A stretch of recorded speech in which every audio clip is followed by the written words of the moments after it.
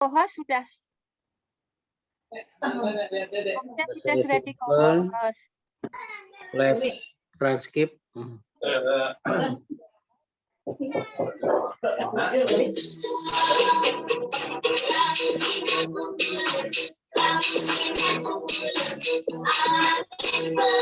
Waduh, bocor. Bu Neni. Yang Selamat bocor malam, Bu tuh. Neni. Joget-jogetan lagi. Tapi bagus juga sih. Kalau ada joget-jogetnya, cuman ini kan malam ya. Oh, sudah di atas 20, Om. Di atas 20 ya, dimulai aja Bu, Dua. dibuka Bu, nggak apa-apa. Oh, ini sudah Saya kasih recording. buka dulu apa? Iya, Atau saya ya Japri, silakan. atau Japri Pak Fajar. Ditelepon, Ya. biasanya ditelepon dia. Iya.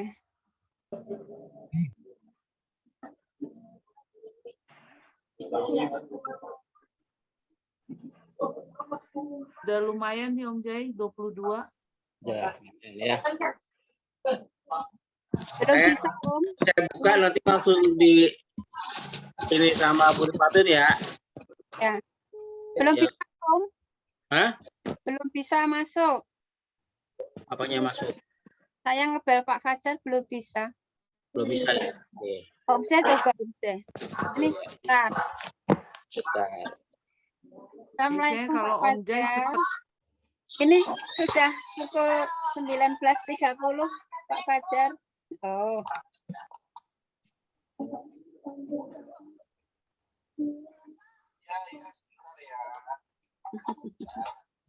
Oh ya, alhamdulillah ya. Assalamualaikum Puri Fatun. Waalaikumsalam. Puri Fatun Pak Fajar. Ini sudah 9.30. Derek, monggo milahin enggak? Di live-nya Pak Fajar di live di Oh, baru muter sudah masuk. Ya, makasih Pak Fajar. Assalamualaikum. mantap. Kalau moto geni udah masuk berarti udah. Sudah mau masuk. Tadi masih muter-muter. Ya.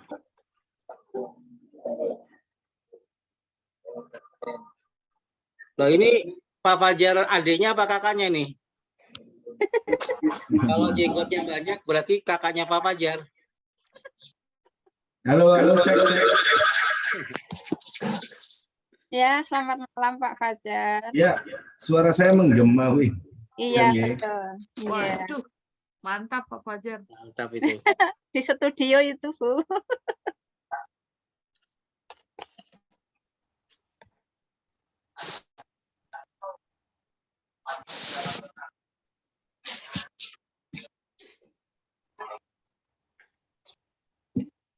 Ini pertemuan keberapa ya Bu Ripatun ya?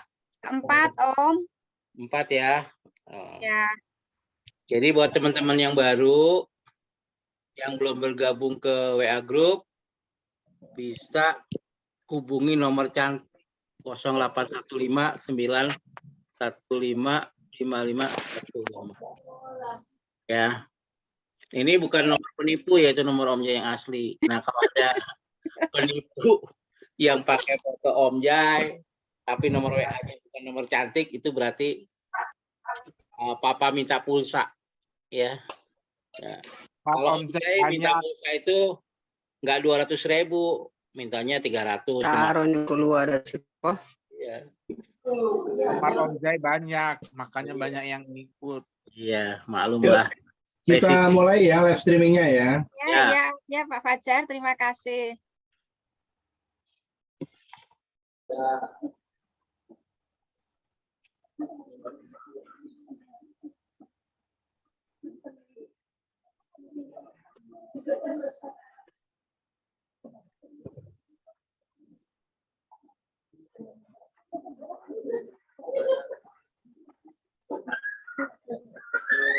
Sudah langsung mulai ya, Om Jai? Ya, silakan Bu Rifatun, sudah live streaming kita. Oke, terima kasih Pak Fajar. Assalamualaikum warahmatullahi wabarakatuh. Waalaikumsalam. Untuk kita semua yang hadir dalam acara webinar malam ini. Salam Om Swastiastu, Namo Buddhaya, salam kebajikan, Rahayu. Puji syukur kehadirat Allah Subhanahu wa Ta'ala atas limpahan rahmat dan hidayahnya pada malam ini kita bersama-sama masih diberi nikmat sehat sehingga bisa melaksanakan kegiatan yaitu kegiatan webinar public speaking pada malam ini. Sebelumnya perkenalkan nama saya Rifatun dari Salatiga, tugas sehari-hari di SD Negeri Ledok 2 Salatiga. Pada malam ini izin untuk membantu memoderatori kegiatan webinar public speaking IGTKI. Tak lupa kami ucapkan terima kasih kepada Om J, Bapak Dr. Wijaya Kusuma MPD, Guru Blogger Indonesia selaku inisiator. Tak lupa kami ucapkan terima kasih yang sebanyak-banyaknya dan sedalam-dalamnya kepada yang terhormat Bapak Fajar Trilaksono yang telah memfasilitasi kegiatan ini, membuat flyer dan sebagainya sehingga kegiatan ini dapat berjalan dengan lancar. Tak lupa tim webinar malam ini Bu Leni, Bu Lilis, Bu Sumarni, Pak Rusli, dan Ibu Ndaru. Kami ucapkan terima kasih atas kebersamaannya dan juga pada pertemuan malam ini tak lupa kami ucapkan selamat datang kepada Ibu Maria Magdalena Sumakut yang telah hadir sebelum pukul 19.30. Kami ucapkan terima kasih dan semoga nanti Ibu bisa menyampaikan beberapa hal yang bermanfaat untuk kami di dalam kegiatan webinar public speaking pertemuan yang keempat dengan tema belajar coding untuk guru dan orang tua. Dan itu seperti biasa bahwa pada pertemuan ini pertama kami buka, kemudian dilanjutkan dengan pemaparan materi, tanya jawab, dan penutup. Untuk mengawali pertemuan webinar pada malam ini, mari kita bersama-sama berdoa memohon kepada Allah Subhanahu wa Ta'ala agar kegiatan pada malam ini berjalan dengan lancar. Doa dipersilahkan. Terima kasih. Baik, Bapak dan Ibu, guru hebat yang ada di seluruh penjuru tanah air. Seperti biasa, walaupun Bapak dan Ibu semua sudah kenal, namun kalau tidak kenal itu namanya tidak sayang. Sedikit akan kami sampaikan profil Ibu Maria Magdalena Sumakul. Itulah nama lengkapnya yang beralamat di Perumahan Firdaus Residence 4 Blok H5 nomor 12 Cibarusah, Kota Cibarusah, Bekasi, Jawa Barat. Beliau sebagai guru komputer. Tempat mengajar di SMP Tarakanita 3 dan SMP Tarakanita 5 Jakarta, SD Regina Caili Cilengsi, dan pernah mengajar di SD Tarakanita Gading Serpong, TK dan SD Tarakanita 1 dan 3, SD Mater Dei Pamulang, TK dan SD Santa Ursula BSD, pelatihan anak autis Pelangi Harapan di Pulau Mas, TK dan SD Tirta Marta BPK Penabur, dan SD Pangudiluhur Jalan Haji Nawi. Pengalaman mengajar sebagai guru komputer sudah 25 tahun, mungkin lebih sedikit ya Bu. Dan penulis buku coding dengan judul Saya Bisa Coding Level 1, 2, 3, 4, dan buku panduan guru dan orang tua untuk SD MI penerbit Andi Jogja. Dan prestasi beliau yaitu yang pertama, ThinkQuest Project Internasional juara 3, tim SD Tarakanita 3, 2 kali juara 2, INA ICTA, tim SD Tarakanita 3, dan juara 1 INA ICTA Tem SD Tarakanita 1. Email yang bisa dihubungi mariasumakul@yahoo.com. Dan untuk mengenal lebih dekat, jika Bapak Ibu ingin bertemu dengan nomor HP 089665798225. Baik, Bapak dan Ibu, sebelum pemaparan materi, kami buka dengan sedikit pantun. Rumah hijau sangat bersih sebab dirawat setiap hari. Kami ucapkan terima kasih. Mari kita mulai webinar malam ini. Berjalan-jalan di malam Sabat, sambil makan roti ditaruh di bakul. Kita menunggu narasumber hebat, dialah Ibu Maria Magdalena Sumakul. Untuk itu, kepada Ibu Maria Magdalena Sumakul, kami persilahkan. Terima kasih Bu Rifatun. Pantunnya emang keren Bu Rifatun. Cakep. Terima kasih. Tadinya saya mau ngomong gini, cakep gitu, takut pada kaget semua. Tidak. Oke. Ini saya senang malam hari ini bisa bergabung. Selamat malam teman-teman semua. Assalamualaikum warahmatullahi wabarakatuh. Salam kebajikan, namo budaya. Semoga malam hari ini saya bisa sharing pengalaman saya ya. Kayaknya sih saya sharing aja ya. Bagaimana supaya coding itu bisa diterapkan. Ya, kayaknya tadi tuh lengkap banget ya. Sebetulnya sih udah sekitar 26-an ya. Iya benar Bu Ya, Rifatun. 25 Lebih sedikit. Iya. Lebih sedikit, betul. Itu banyak sekolah memang waktu itu saya ditempatkan di beberapa sekolah gitu, pindah-pindah. Jadi pengalaman antara satu sekolah dengan sekolah lain itu beda. Dan ada juga kebanyakan memang sekolah-sekolah besar semua ya, teman-teman di Jakarta gitu. Tapi ada juga saya pernah ditempatkan di sekolah yang mungkin teman-teman yang teman saya tuh di sekolah yang bagus itu bilang kayak sekolah kampung gitu. Ya, sekolahnya sederhana, anak-anaknya juga sederhana ya. Tapi justru anak-anaknya sederhana kalau kita sebagai guru mau mengeksplornya bisa jadi luar biasa ya. Jadi seperti berlian. Kalau berlian kan kalau teman-teman tahu kan ya, batu berlian tuh kalau semakin digosok dia semakin bersinar ya. Nah, kita sebagai guru itulah tugas kita, yaitu supaya anak-anak kita tuh bisa bersinar untuk menghadapi kehidupan ini ya. Terlebih di tahun-tahun ini ya, kalau kita tidak mendampingi mereka dengan baik, mungkin mereka tidak bisa menghadapi era globalisasi saat ini. Oke teman-teman, saya akan share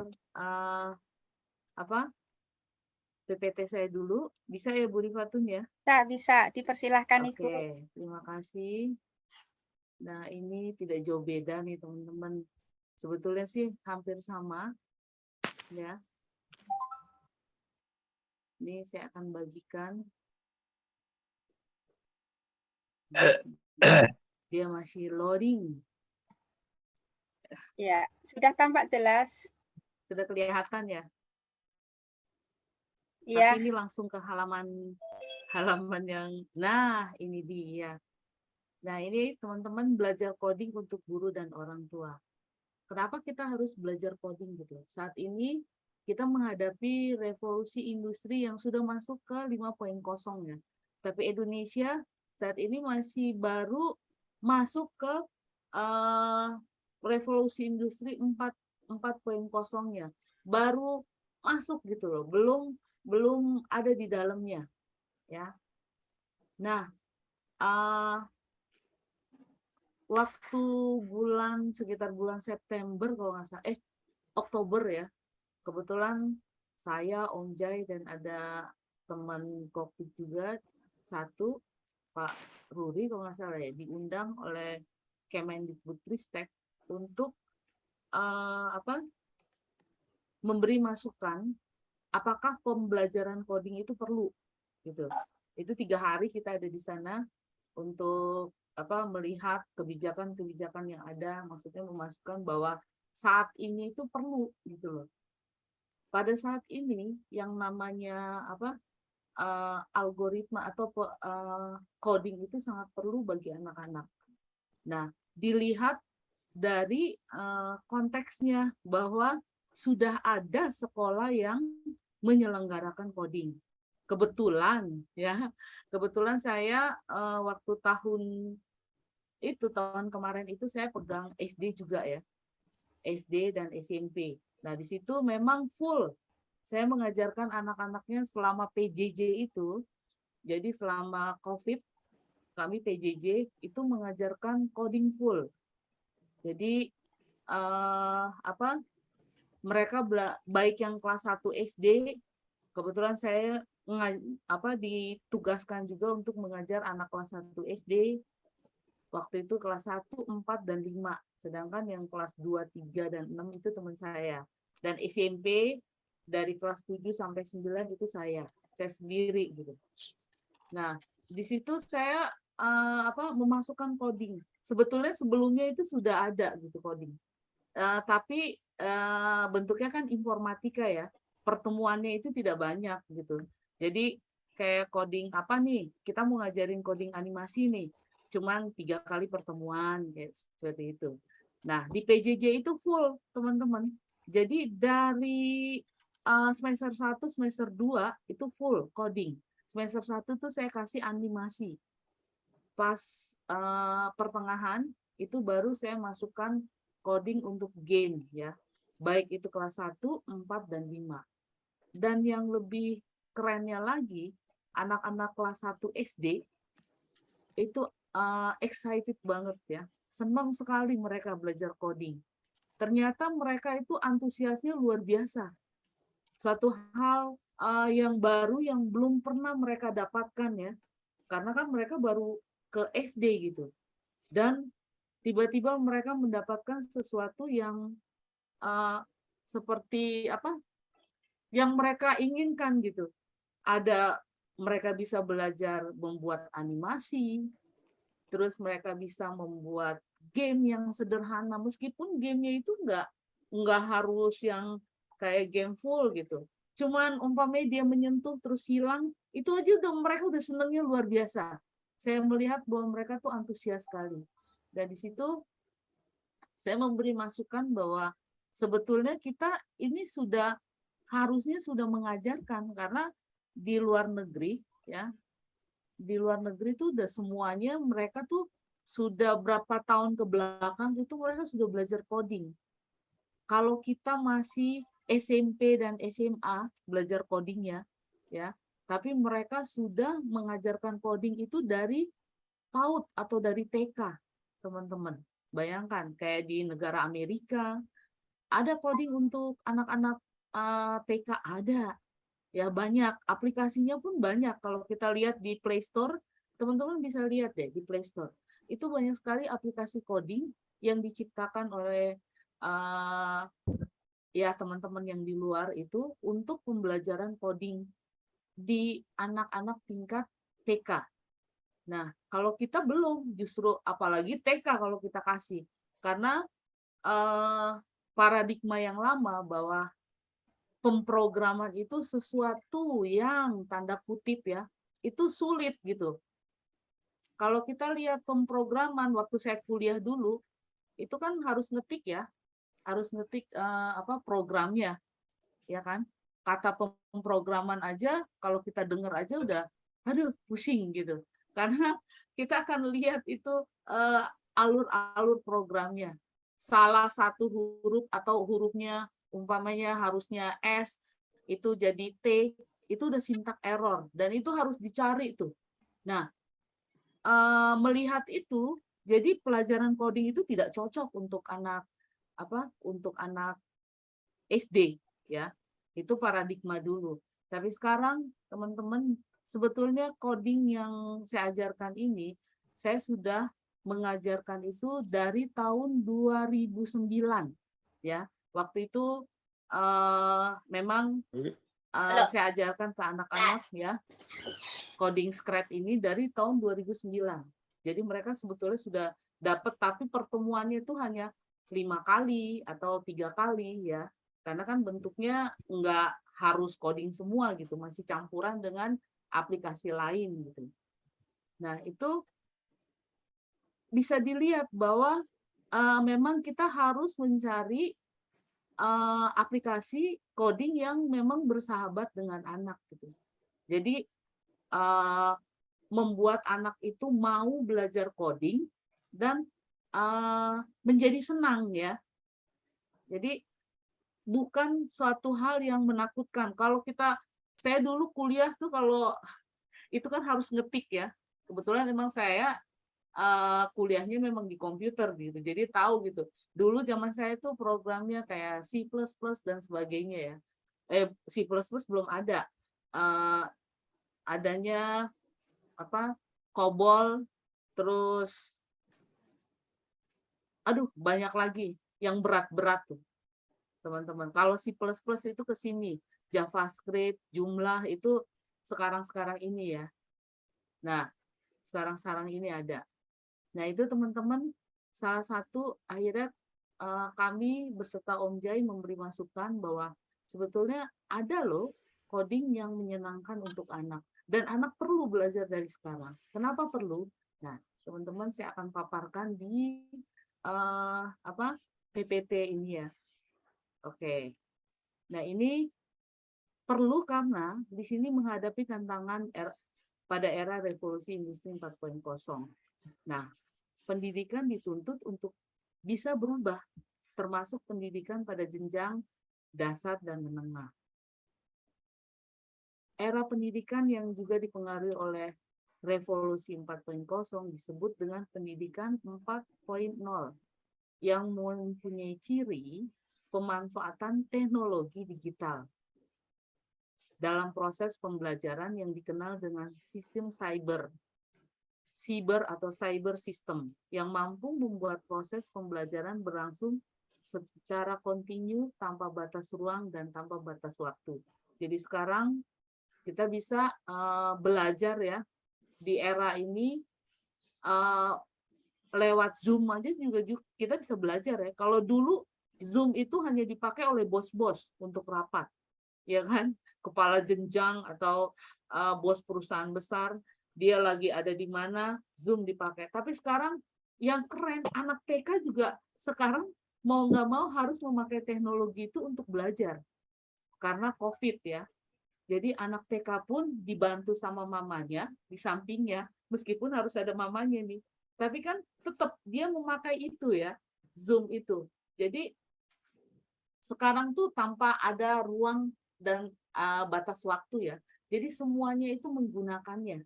Kalau dulu itu harus orang tua ya, apalagi yang mereka punya jabatan. Kalau mau meeting dia ada di mana, dia pakai Zoom. Tapi sekarang seluruhnya, bukan hanya anak SD, SMP, atau SMA, atau kuliah saja.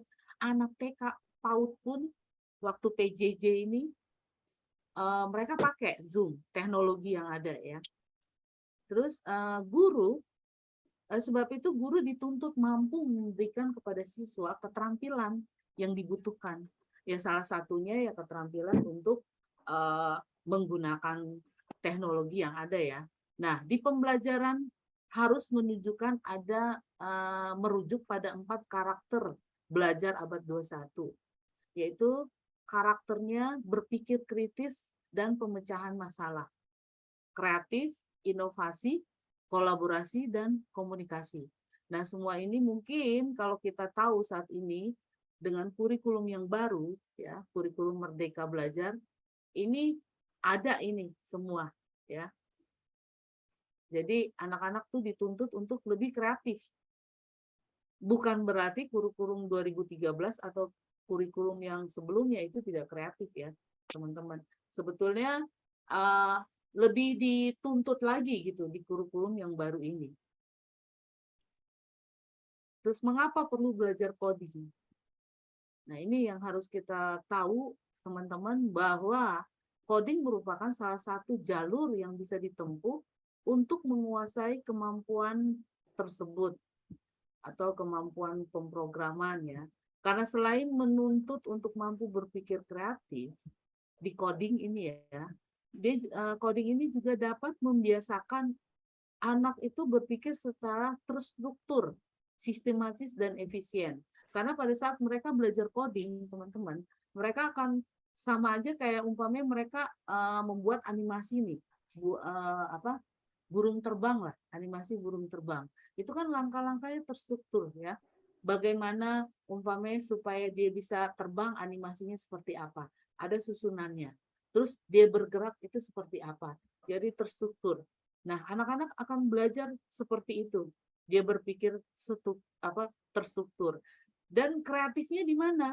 Nah, terbangnya itu kan burung bukan hanya terbang begini aja ya, tapi bisa aja dia miring atau apa. Nah, di situ anak-anak bisa membuat codingnya itu dirubah. Kalau umpamanya miring, berarti dia turn left-nya berapa derajat gitu, supaya miring. Tidak hanya terbangnya begini aja, dan terbangnya tidak hanya datar aja, dari depan ke belakang, maju, kiri kanan begitu, tapi bisa naik ke atas, menukik atau apa. Nah, itu kreativitas yang dituntut anak gitu.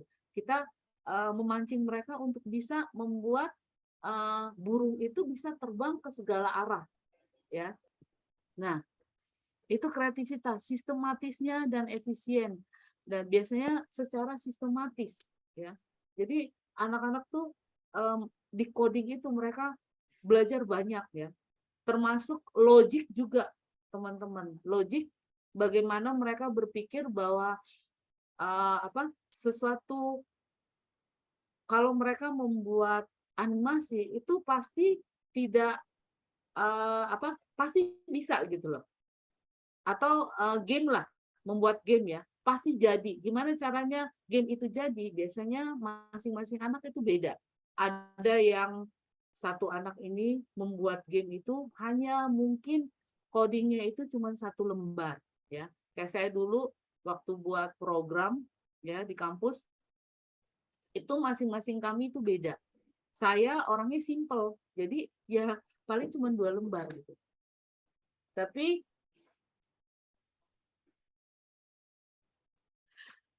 ini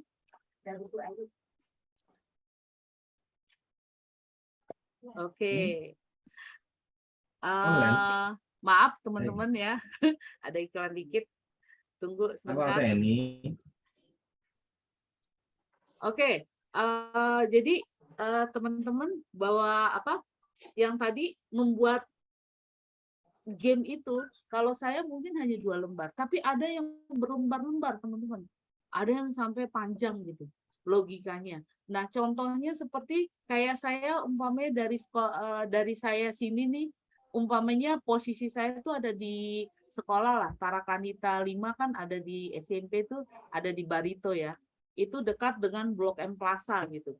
Nah, kalau saya mau ke Blok M Plaza, itu banyak jalannya. Saya mungkin maunya langsung tuh naik ojek. Kan bisa naik ojek, bisa naik mobil atau apa ya. Terus jalannya juga bisa berputar atau lewat sini atau belakang. Nah, seperti itu logika. Jadi kita mengajarkan anak bahwa segala sesuatu tuh pasti ada jalan keluar gitu. Tidak ada masalah yang tidak bisa terpecahkan. Bisa aja dalam memecahkan masalah itu banyak hal yang akan dihadapi. Ada yang untuk memecahkan masalah langsung bisa terpecahkan. Ada yang harus melewati step by step. Nah, di situ kita juga mengajarkan ke anak seperti itu. Sehingga sebetulnya pada saat mereka menghadapi suatu masalah sehari-hari, mereka akan berpikir, oh iya, pasti. Dan mereka berani gitu mengambil tindakan. Jadi nggak takut gitu. Karena tahu, kalaupun mereka salah, ya mereka harus berani ngakuin itu kesalahan. mungkin di pikiran mereka, oh pasti dimarahin, dipukulin, dijitakin atau apa. Tapi pada saat mereka hadapi belum tentu. Pada saat mereka mengaku salah, bisa aja dipeluk sama mamanya, ya kan? Pikiran mereka kan pasti dimarahin nih, ngomel. Ternyata mamanya peluk atau mamanya hanya marah, jangan diulangi lagi ya. Nah, di situ mereka jadi belajar. Ya. Nah, seperti if condition. Jadi mereka belajar. Nah, itu diajarkan itu di coding, teman-teman. Jadi, selanjutnya, nah ini coding adalah, nah kita akan melihat, kalau tadi kenapa kita belajar coding. Nah, sekarang coding itu apa sih?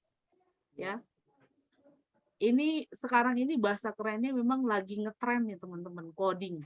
Kalau zaman saya itu pemrograman. Sebetulnya antara pemrograman dan coding itu sama.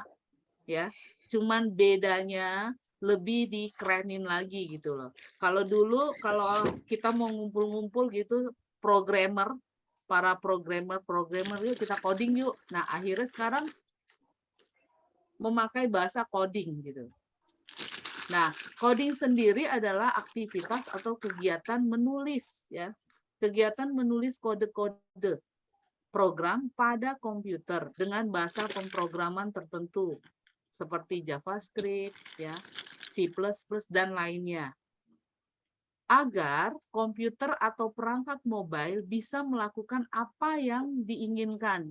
Misalnya membuat game, membuat animasi, website, ya, maaf, aplikasi, memproses data. Ini biasanya kalau memproses data nih untuk perusahaan ya, teman-teman ya. Atau hal yang berkaitan dengan teknologi lainnya. Seperti HP, itu kan ada teknologinya. Itu ada codingnya juga itu. Nah, ini teman-teman. Terus kenapa harus belajar coding? Nah, ini yang pertama, lapangan pekerjaan ya. Kita mengajarkan coding bukan berarti ini anak-anak kita arahkan anak-anak kita jadi seorang programmer ya, atau seorang yang ahli. Sebetulnya kita mengajarkan coding ke mereka itu pada saatnya nanti kalau mereka umpamanya dengan disiplin ilmu yang mereka miliki, mereka bisa menciptakan sesuatu yang bermanfaat ya. Contohnya seperti dokter. Mereka jadi dokter nih.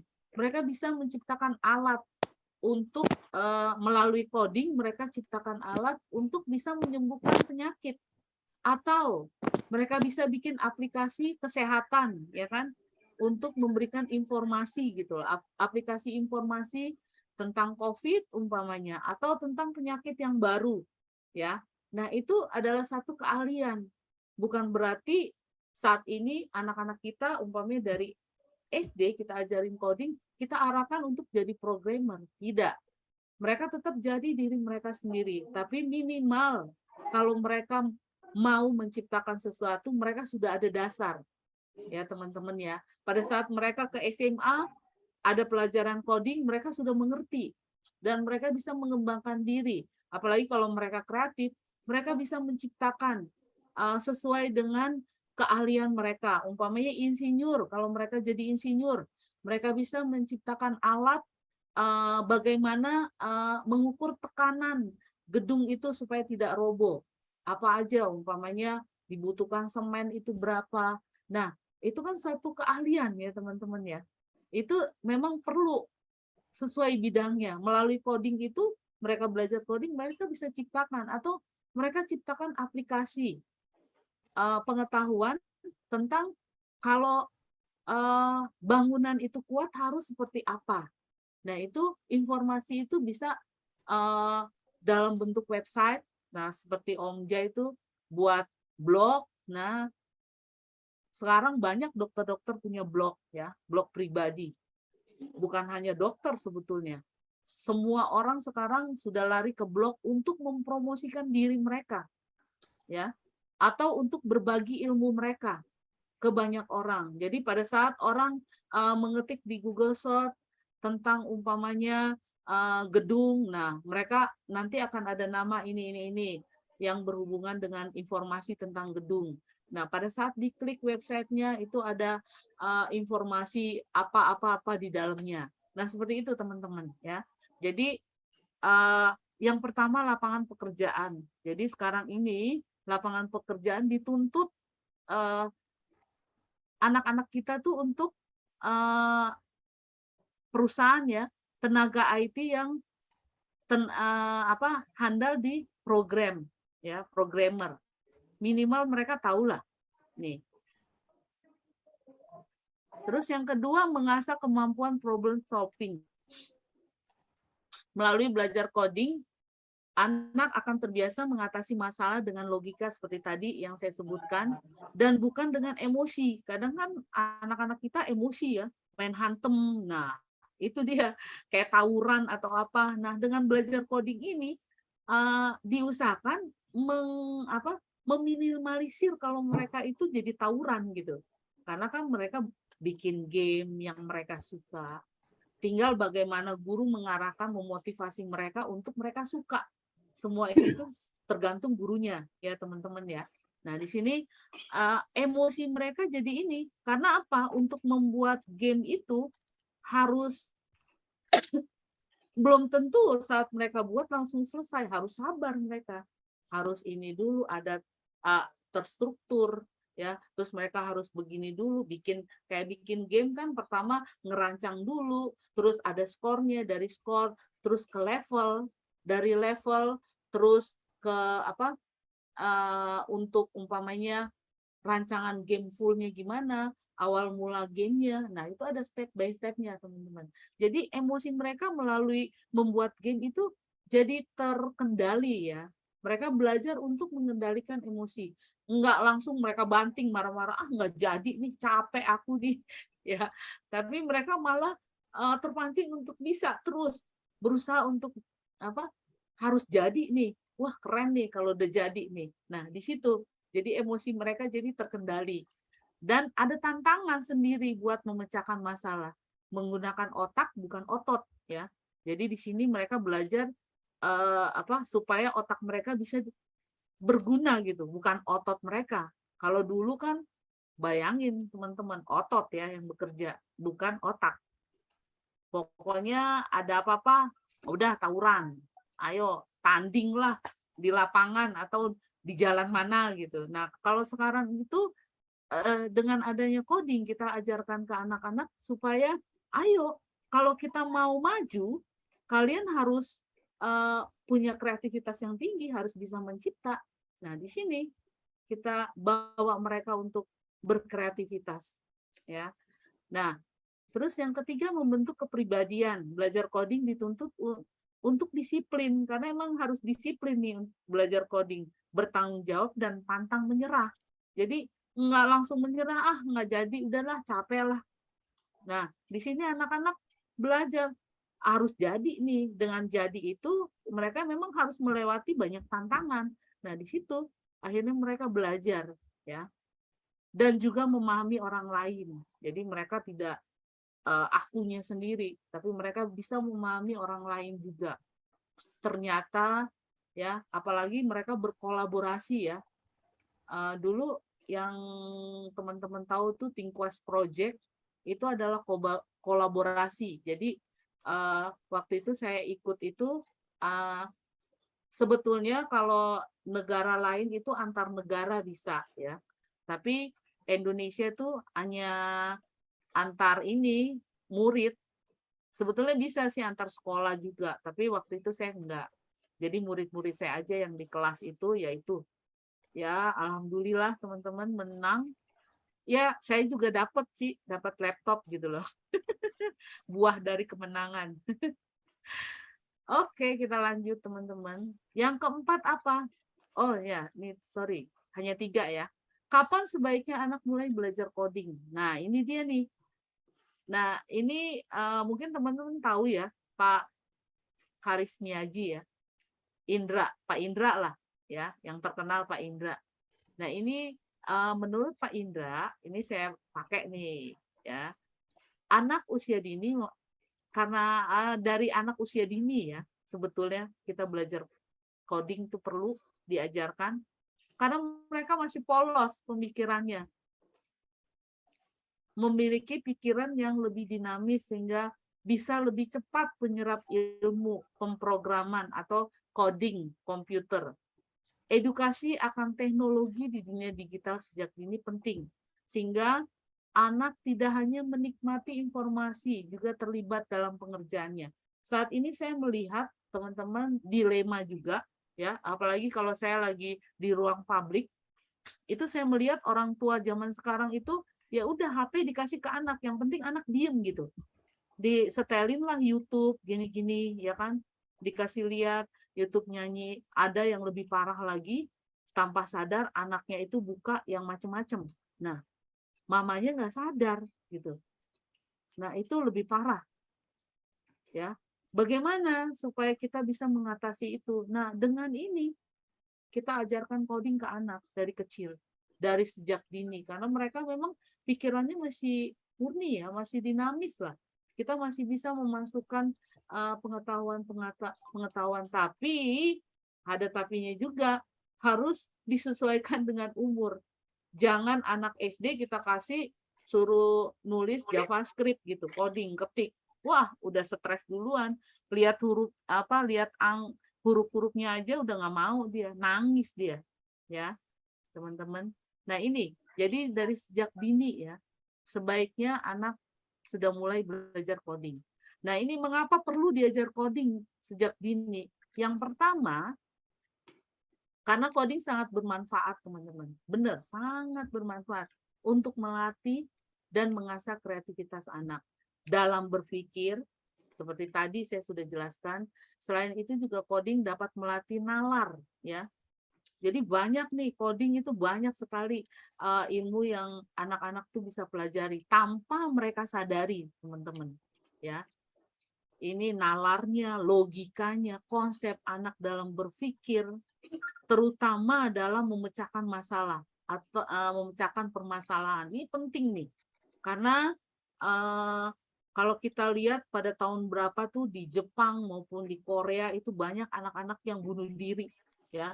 Mereka mendapat masalah, mentok langsung, udah nggak ada jalan keluar. Daripada saya malu atau apa, udah saya bunuh diri. Nah, di sini, di coding ini, anak akan belajar. Kita ajarkan bahwa segala sesuatu masalah itu pasti ada pemecahannya, ada jalan keluar. Meskipun mungkin pemecahannya itu ada yang sekali sudah ini, tapi ada juga yang harus berkali-kali. Gitu loh. Ada yang harus jalani cepat gitu, terselesaikan. Ada yang harus menghadapi, tetap harus dihadapi. Mereka harus menghadapi itu. Kita ajarkan mereka tetap harus menghadapi itu, harus berani. Ya. Nah, di coding ini mereka belajar. Kalaupun mereka nggak jadi atau gamenya umpamanya error, gimana supaya kenapa errornya itu ada di mana? Dan mereka akan melihat, oh ini codingnya dilihat satu-satu. Oh, ini ternyata Bu, ini nggak boleh yang ini Bu, harus ganti Bu ini. Nah, mereka dapat pemecahan. Begitu juga nanti konsep pada saat mereka berpikir di kehidupan mereka sendiri, bahwa pada saat mereka menghadapi masalah, itu ada kok jalan keluar, nggak buntu kok ternyata, ya. Nah, ini yang pertama. Yang kedua, kemampuan coding sejak dini menjadi bekal anak, teman-teman, untuk bisa mengembangkan mindset pemecahan masalah dan kreativitas, sehingga memiliki keunggulan kompetitif di dunia kerja masa depan. Jadi memang sejak dini kita harus kalau bisa mengajarkan coding, tapi dengan kapasitas coding yang friendly untuk anak ya teman-teman ya. Karena itu akan membantu mereka nanti di dunia kerja masa depan. Karena kan kita mendidik anak kan bukan hanya ya udah mendidik aja. Terus kita tidak memikirkan nanti mereka ke depannya itu jadi apa gitu loh. Ya udah SMA gini udah. Enggak kan? Toh habis SMA kalau mereka nggak kuliah ya kerjanya keahliannya apa, ya kan, pasti ada step by step seperti itu. Nah, ini teman-teman yang selanjutnya belajar coding game, animasi telah terbukti mempengaruhi otak anak secara positif seperti problem solving, ya. Membantu anak memahami algoritma, anak dapat memecahkan permasalahan yang kompleks dalam kehidupan sehari-hari. Terus yang kedua, kreativitas. Belajar coding game dan animasi bisa menjadi salah satu cara untuk mengasah kreativitas anak dan anak semakin kreatif. Berpikir kritis, belajar coding game dan animasi dapat merangsang semangat berpikir dan edukasi, diskusi, meningkatkan ide dan keterampilan berpikir kritis. Yang keempat, peningkatan memori. Nah, ini yang penting nih teman-teman. Peningkatan memori dan pertumbuhan otak. Coding mendorong neuron.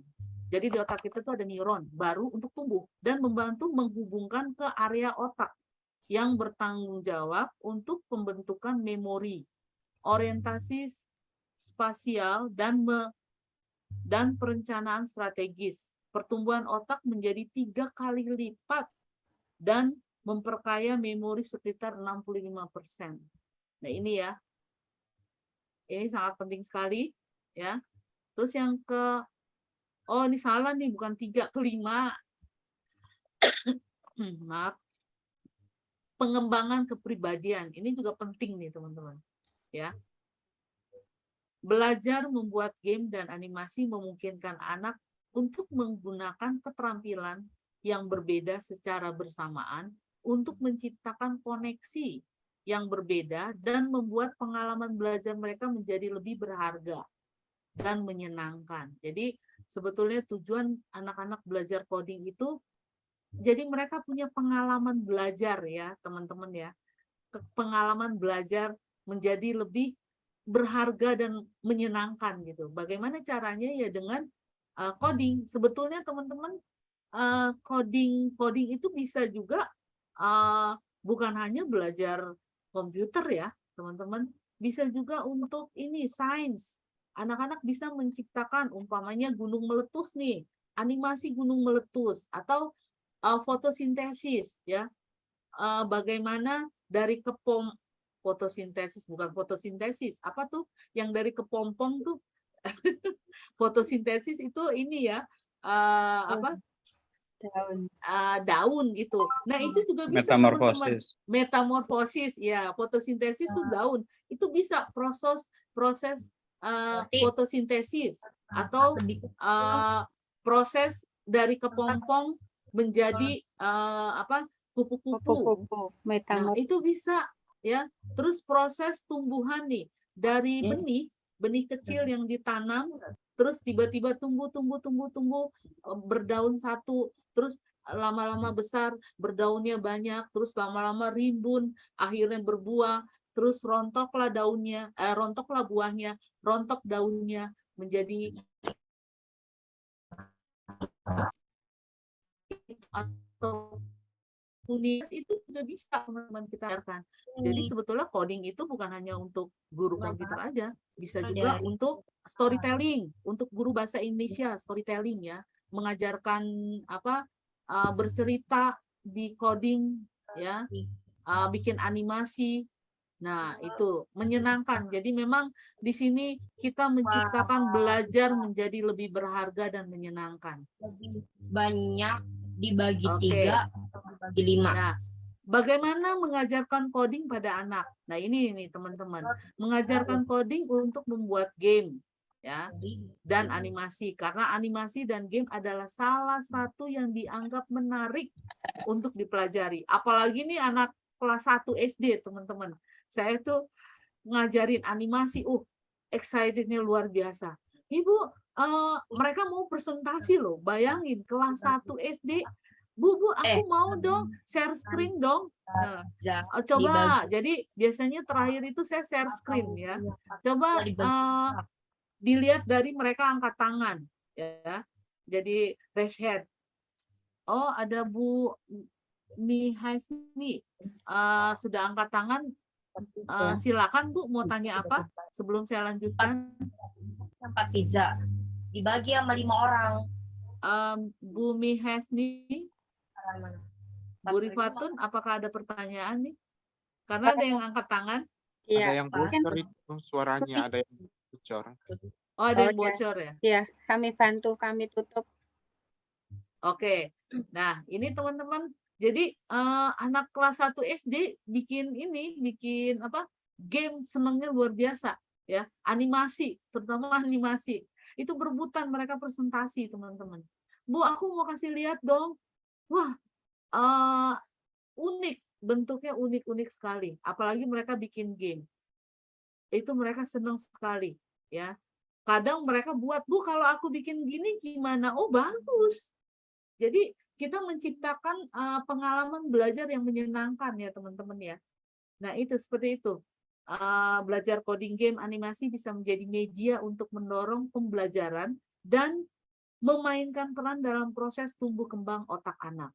Nah ini memang sangat penting nih. Karena memang invest kita itu ke anak adalah ini. Ya. Makanya saya selalu bilang ke anak-anak, tidak boleh jitak temennya. Tidak, maksudnya anak-anak ini kepala ya, ini untuk berpikir. Jadi anak-anak ini jangan kalau bercanda dengan teman tuh kalian umpamanya diketok kepala temennya ya, itu tidak boleh. Nanti temennya ini kan untuk berpikir, nanti kalau temennya nggak bisa berpikir gimana? Coba kalau kamu diketok kepalanya kamu nggak bisa berpikir gimana? Jadi kita ajarin juga tuh ke anak ya. Karena invest kita ya ini kepintaran mereka gitu. Oke. Nah, yang selanjutnya teman-teman yang harus disiapkan nih untuk belajar coding itu sebetulnya apa sih? Nah, yang pertama adalah pahami konsep dasar coding dulu, teman-teman. Kalau kita harus pahami dulu nih konsep dasar codingnya. Yang kita mau ajar apa nih? Umpamanya anak kelas 1 ya. Beda codingnya dengan anak kelas 3 ke atas. Kalau kelas 1 ke 2 codingnya itu tidak sama, teman-teman. Kalau SD nih ya, berbicara SD. Nih, SMP juga begitu. Untuk kelas 7, 8, 9 itu beda codingnya. Karena masing-masing tuh punya porsinya. Ya, kita harus pahami konsep dasarnya dulu. Oh, kalau kelas 1 1 2 ini codingnya harus begini. Karena apa? Supaya kan kita kan akan menciptakan pembelajaran yang menyenangkan ke mereka ya, yang punya pelajaran yang selain menyenangkan juga bermanfaat buat mereka. Gimana caranya? Ya harus kita cari coding yang sesuai ya, dan kita harus pahami konsep dasar codingnya dulu. Kalau kita sudah pahami, kita bisa pakai ya. Terus yang kedua, memilih bahasa coding yang sesuai. Nah ini, setelah pahami konsep dasar, aduh maaf teman-teman. Minum dulu, Ibu. Iya, ini kebetulan di sini jauh, jadi nggak apa-apa, masih bisa. Yang kedua, memilih bahasa coding yang sesuai. Ya, jadi antara kelas 1, 2, dan 3 sampai 6 itu bahasa codingnya beda-beda.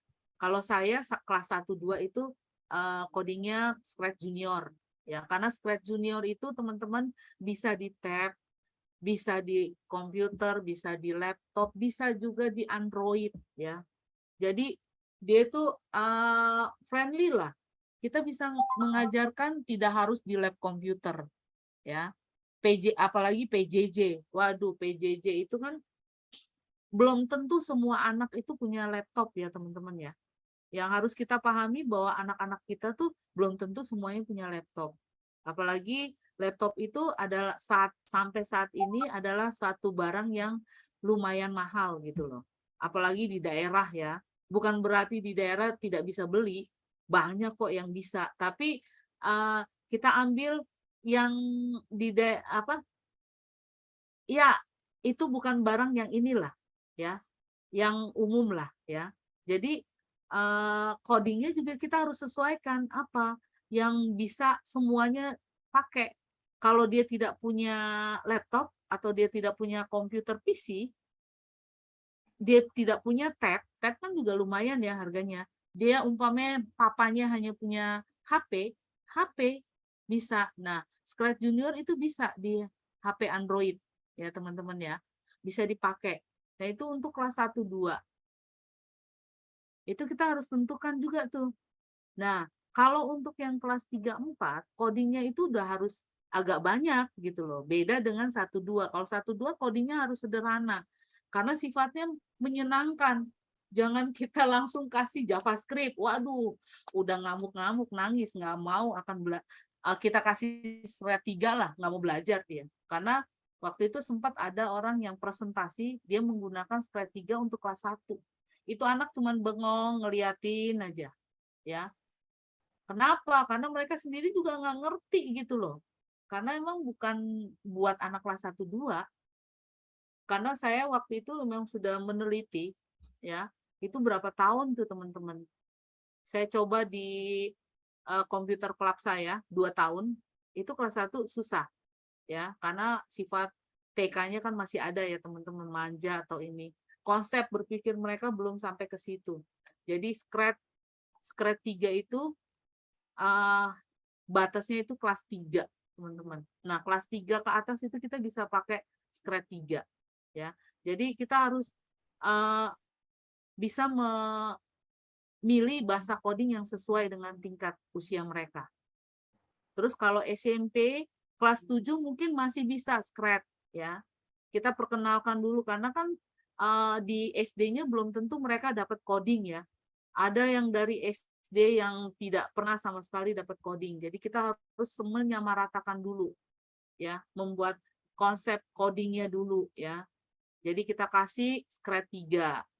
Tapi kalau sudah kelas 8 itu sudah harus peningkatan, codingnya beda. Kelas 9 juga beda. Begitu juga dengan kelas 10, 11, dan 12.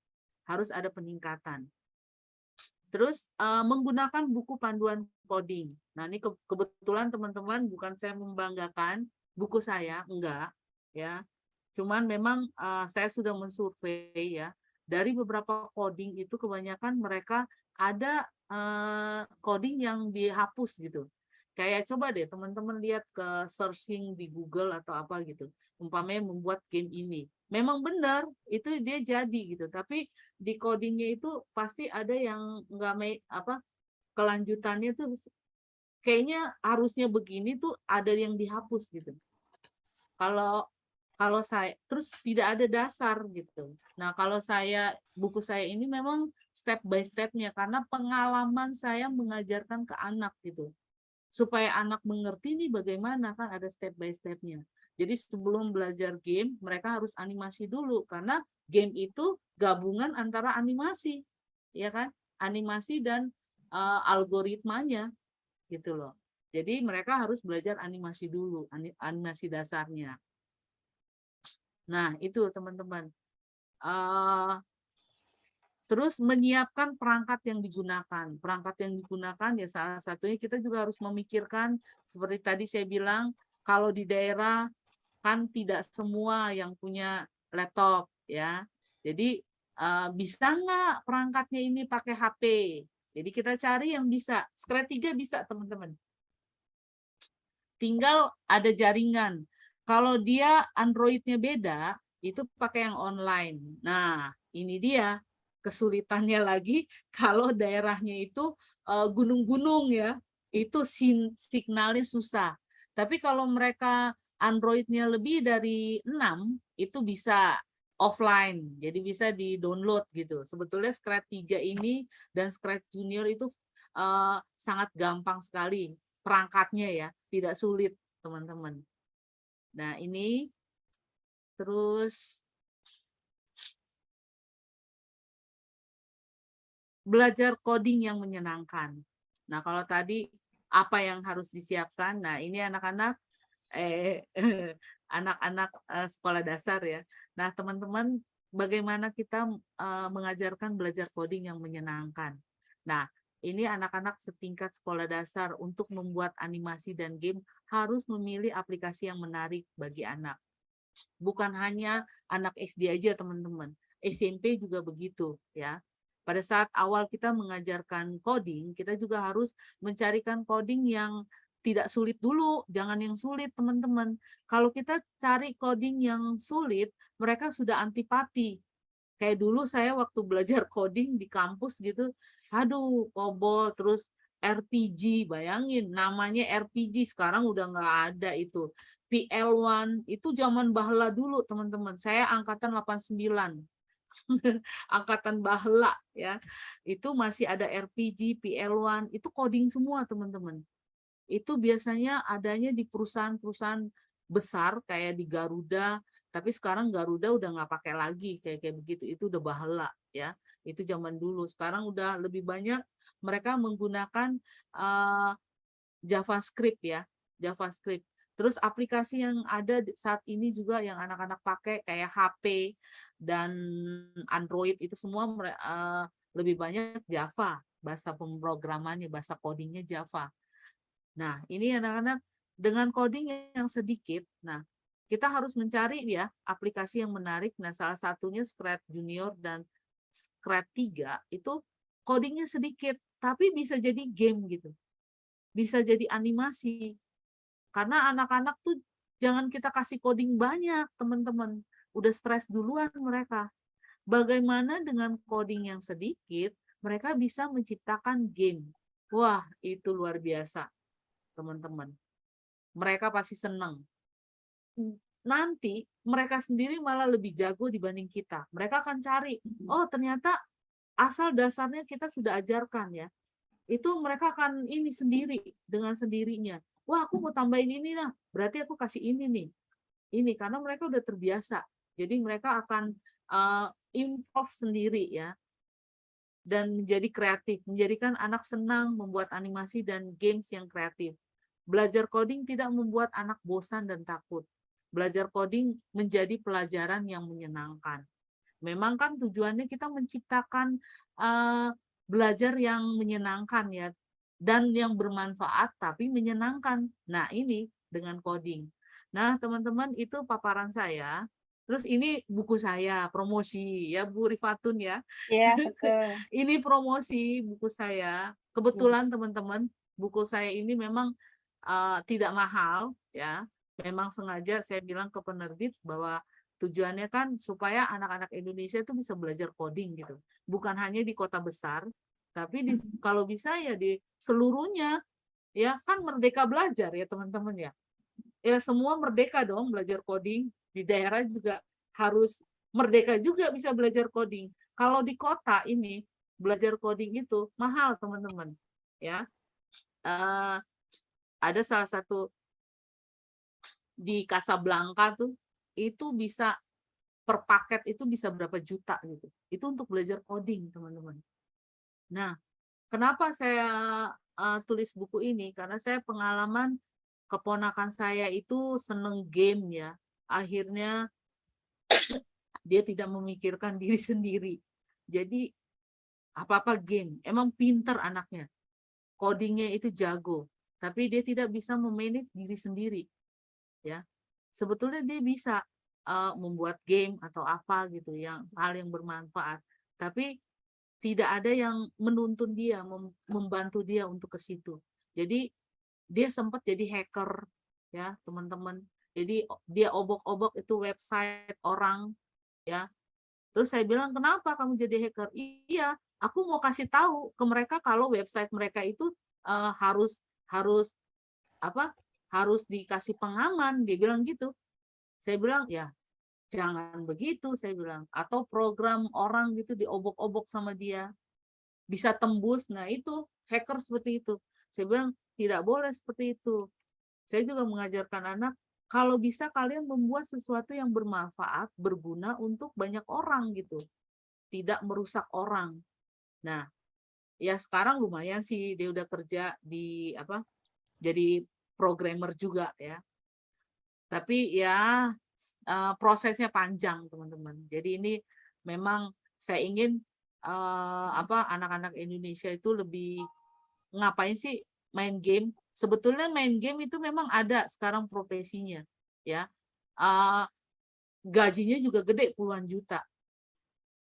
Tapi kan harus pinter, kita harus mengarahkan ke mereka e-sport ya kalau nggak salah ya. Tapi anak-anak bukan berarti kamu tuh udah nggak usah sekolah, aku harus main game aja. Nah, itu kita harus arahkan tuh teman-teman sekarang tuh, bahwa mereka tetap harus pintar, karena untuk menang di e-sport itu mereka harus tahu taktik. Nah, taktik itu belajar dari mana? Mereka harus belajar gitu loh. Harus belajar kayak logika atau apa, tetap harus belajar coding supaya, atau harus pintar mereka belajar pelajaran yang ada. Tetap nggak ada tuh yang gamer itu tidak lulus atau tidak kuliah. Kebanyakan itu kuliah, lulusan apa, mereka udah lulus kuliah loh. Nah, jadi anak-anak termotivasi untuk belajar. Oh, ternyata nggak apa-apa main game, tapi mereka harus belajar, tidak bermain. Kita arahkan ke situ, teman-teman. Ya, karena sekarang itu game juga udah menjadi mata pencarian ya, pekerjaan. Jadi kita kasih pengertian yang baik ke mereka. Nah, ini bukunya. Nah, ini kalau buku untuk panduan guru dan orang tua ini ada perangkatnya di sini, teman-teman. Ada silabus yang dibuat sendiri sebetulnya. Kemarin itu ada teman-teman yang tanya, dia bilang, Bu Maria, apakah ada dasarnya gini-gini? Sebetulnya sih dengan kurikulum Merdeka Belajar tuh teman-teman, teman-teman bisa masukkan, kalau di SMP kan ada elemen ya, ada 8 elemen, dimasukin di elemen itu, kita cari aja ketentuannya. Kan kalau nggak salah Om Jai, satu tahun ajaran itu 6 ya, 6 elemen ya Om Jai ya, kalau nggak salah ya. 8 Bu, 8 elemen. Iya, enggak 8 elemen, tapi kan kita minimal bisa ambil 6 kan, kalau Iya. nggak salah. Minimal 6, maksimal 8. Nah, 6 itu kita lihat di situ. Kita tinggal ambil aja elemen apa yang berhubungan dengan coding gitu, algoritma atau apa. Algoritma dan pemrograman. Nah, itu kita ambil, terus jam pelajaran, jam pertemuannya kita tambah. Dan jangan lupa juga kalau informatika kan harus ambil juga kayak TIK gitu. Jadi 3 di semester 1, 3 di semester 2, ya kan? Iya. Jadi 6 juga nggak apa-apa, teman-teman. Betul. Ya. Terus kalau umpamanya gimana kalau aku mau menerapkan coding, Bu? Sekarang kan Merdeka Belajar, teman-teman. Nggak apa-apa. Kalau belum, kan ada beberapa sekolah yang sudah melaksanakan kurikulum Merdeka Belajar. Ada yang masih K13. Nah, teman-teman bisa pakai. Ambil aja elemen yang algoritmanya atau elemen apa tuh yang untuk codingnya. Nah, di situ kita terapkan coding yang sesuai gitu. Gitu loh, teman-teman. Untuk coding ya, ini bisa dipakai teman-teman, karena ini memang latihan-latihan nih, step by step ya. Kalau saya lihat sih buku coding belum ada ya, tapi ya mudah-mudahan teman-teman ya, mudah-mudahan ini bisa dipakai gitu. Kalau teman-teman mau pakai sebagai referensi, tapi kalau teman-teman mau cari referensi yang lain silakan gitu ya.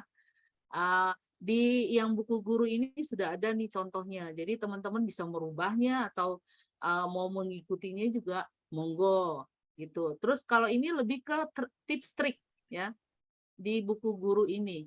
Kalau ini lebih ke latihan nih, untuk sampai sini latihan ini lebih banyak, yang buku satunya lebih banyak animasi. Jadi disesuaikan dengan usianya, dengan tingkatan kelas. Kalau yang ini animasinya sedikit nih buku 4, tapi udah ada terakhirnya game full. Jadi game itu banyak teman-teman. Ada yang digerakkan dengan mouse-nya kiri kanan, atau gamenya pakai keyboard nih, tombol yang ada di keyboard, atau tanda panah kiri kanan, atau tanda panah kiri kanan atas bawah, banyak variasinya. Nah, ini semua ada di sini, teman-teman. Jadi teman-teman bisa mengambilnya gitu. Nah, ini yang penting nih, buku informatika nih, ya nggak Om Jai? Nah, ini nih teman-teman, kebetulan kan kita kurikulum Merdeka Belajar ya. Nah, ini bisa dipakai. Kenapa? Saya bilang keunggulannya. Kebetulan saya penulisnya juga gitu. Keunggulannya di sini ada satu bab di mana kita mengajarkan anak-anak itu untuk bermedia sosial itu dengan baik. Jadi dari kecil, dari kelas 4 mereka udah belajar loh, teman-teman.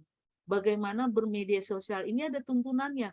Masing-masing kelas itu ada tuntunannya, bukan hanya media sosial ya. Ada bagian-bagiannya masing-masing. Jadi mereka diarahkan karena kejahatan media sosial itu luar biasa, teman-teman. Ya, sudah banyak, kalau kita melihat itu saya kadang sampai merinding ya. Nah, kenapa buku informatika kita ada? Karena kita melihat bahaya-bahaya yang ada, apalagi saat ini PJJ ya, teman-teman, yang namanya HP itu bukan hal yang kalau dulu kan dilarang ya. Sekarang anak TK aja, nggak usah anak TK, anak PAUD, nggak usah anak PAUD, anak umur 2 tahun aja dia pegang HP loh, gitu loh. Udah bukan hal yang ini. Nah, kita kan harus kasih pemahaman ya. Nah, di sini ada mereka belajar. Nah, ini teman-teman, buku ini memang sudah pembina kita tuh ada Prof. Eko ya, Om Jai ya. Jadi Ya, betul. ini sesuai dengan Aren dan sekarang ini disesuaikan dengan kurikulum Merdeka Belajar, teman-teman. Ya, kurikulum Merdeka Belajar. Jadi ini bisa jadi panduan nih. Kalau teman-teman nggak mau, umpamanya kalau coding kan yang buku saya tuh. Nah, ini teman-teman mau pakai, kalau yang untuk SD ya, ini saya patokannya SD karena saya penulis SD. SMP ada lagi. Ya Om Jaya ya, SMP Ya. ada, SMA, SMK juga ada. Nah, anak-anak teman-teman tinggal ambil elemen-elemennya disesuaikan dengan materi yang ada di situ. Bagus kok. Apalagi Maaf, untuk Bu, yang Mbak. SD ya, Maaf, Maria, ya. waktunya nanti untuk tanya jawab. Oke. Ya. 5 menit lagi. Ya. 2 menit lah, Bu ya. Jadi ini ada di buku ini ada kayak membuat komik digital, teman-teman. Jadi mereka mengeksplor nih, gitu loh. Oke, teman-teman, nah ini yang buku SMP-nya. Nah, ini dia buku SMP-nya nih. Karena saya ngajar SMP juga, Om Jai. Meskipun saya bukan penulis SMP. Ya. Nah, ini buku SMP-nya nih, teman-teman. Ada yang sudah direvisi ya. Nanti juga ada revisi lagi. Ini terus, nah ini pesan saya. Jangan takut melangkah. Karena apa yang di depan kita belum tentu sesuai dengan pikiran kita. Melangkahlah dengan iman, maka akan berhasil ya. Jadi jangan takut untuk mencoba, teman-teman. Kayaknya pusing nih kurikulum Merdeka Belajar. Ya udah, kita ikutin aja. Saya juga ikutin sambil kita belajar. Pasti kok berhasil. Oke, saya kembalikan ke Bu Rifatun. Terima kasih untuk kesempatannya, Om Jai dan teman-teman Bu Rifatun dan tim yang ada di public speaking. Angkatan keberapa nih Bu Rifatun? Ke-6 ya. Ya, Ke-6. ke-6. Angkatan ke-6. Semoga ya apa yang saya sampaikan ini bermanfaat. Kalau ada pertanyaan, saya persilakan. Ya, Tuh, terima ada kasih Pak Safarudin tuh, Bu. ya yang telah memaparkan materi dan sekarang waktunya untuk tanya jawab. Nah, untuk tanya jawab yang pertama ini ada yang raise hand, yaitu Bapak Safarudin dari Tanjung Balai. Kepada Bapak silakan Ya, langsung saja. Oke, selamat malam. Suara saya dapat didengar dengan jelas? Sangat Ya, jelas sekali. jelas.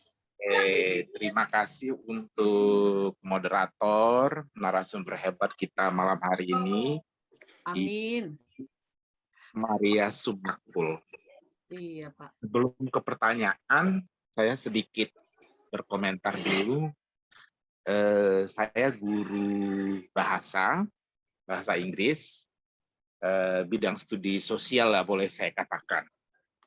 Mendengar kata coding ini memang bagi kami guru-guru sosial mungkin suatu hal yang sedikit menakutkan mungkin, artinya kurang familiar bagi kami.